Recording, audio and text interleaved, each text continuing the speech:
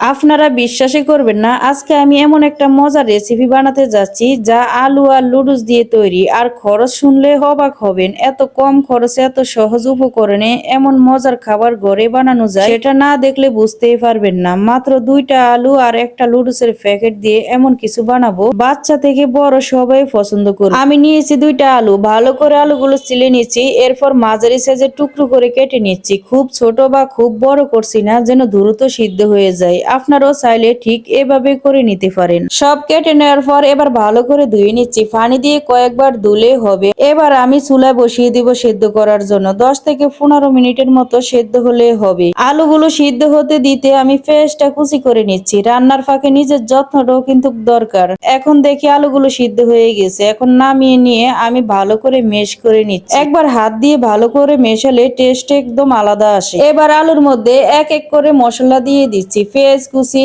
1 চিমটি জিরের গুঁড়া, স্বাদ মতো লবণ, হালকা মরিচ গুঁড়া আর 1 চামচ ময়দা, সব একসাথে মিশিয়ে নিচ্ছি। হাত দিয়ে আপনারা চাইলে এভাবে ট্রাই করতে পারেন, খুবই সহজ কিন্তু খেতে খুব মজা। এখন ভালো করে মেশানোর পরে আমি হাত দিয়ে ভালো করে রুটির মতো একটা সাইজ করে নেব।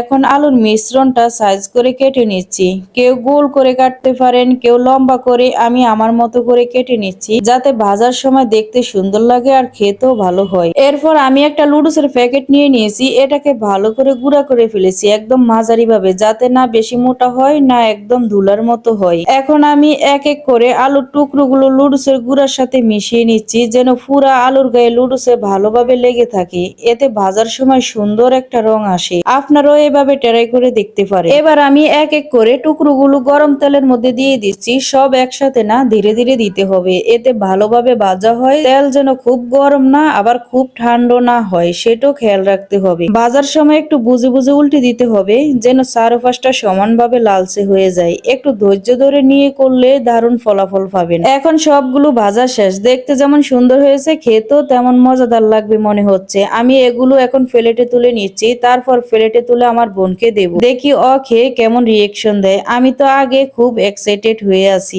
এমন রেসিপি বাচ্চাদের জন্য বিকেলের নাস্তা একদম পারফেক্ট, খরচও কম আবার বাইরের জিনিসের থেকেও অনেক বেশি স্বাস্থ্যকর হয়। আপনারাও একবার বানিয়ে দেখুন, এত কম খরচে এত মজা, ঘরে বসে রেস্টুরেন্টের স্বাদ পাবেন। একবার ট্রাই করলে মন চাইবে আবার বানাতে। এই ছিল আমাদের আজকের রেসিপি, কেমন লাগলো অবশ্যই কমেন্টে জানাবেন। আপনাদের ফিডব্যাক আমার জন্য অনেক গুরুত্বপূর্ণ। আর হ্যাঁ, সবাই আমার জন্য দোয়া করবেন, যেন আমি প্রতিদিন এমন সুন্দর সুন্দর রেসিপি নিয়ে আপনাদের সামনে হাজির হতে পারি। যারা এখনো পেজটা ফলো করেননি, দেরি না করে এখনই ফলো করে দেখুন, যেন একটা রেসিপিও মিস না করেন। দেখা হবে ইনশাআল্লাহ আগামীকাল রেসিপিতে।